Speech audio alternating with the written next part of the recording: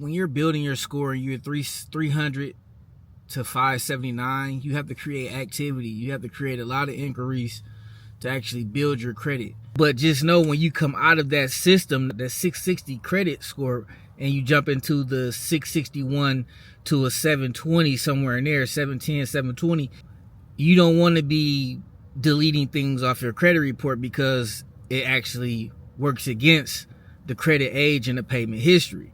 But when you're building 580 to the 660, 669 credit score, your main thing should be keeping your credit utilization below 5%. They say 10 is cool, but more optimal is 5%, 2 to 5%. That's the area you want to be in. And you want to, if you have like derogatory marks, late payments, bankruptcies and things like that on your credit report, then your focus could be, if you don't want to use binary codes to combat against the negative items, then you can actually use the Fair Credit Reporting Act laws to combat the negative items that you feel like it's not worth your time. And then I can understand you going to a credit repair company and actually fighting those things. It's a pretty good option.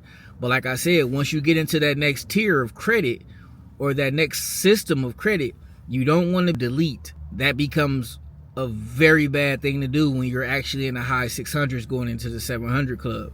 And when you're into those categories, any negative items, a very negative impact on your credit score and credit report. The credit score is very important.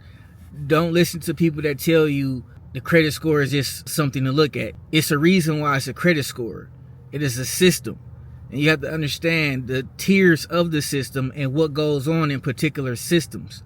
If you're in the 579, 580 credit score to about a 660, 669, somewhere in there, then your focus should mainly be on keeping your utilization lows, making sure your auto payments are on all your accounts, use binary options, create high nano payments, meaning that you want to pay more. You want to use those credit builder accounts, the Meet Avas, the Covas, the Kickoffs, Experian Boost, things of that nature. Even Klarna, like the buy now pay later services, you want those things to be reporting. Now, like I said, you want to have a decent little bankroll when you actually applying this method, because you want to create the nano payment option to where you're creating a lot of payment history within a short period of time.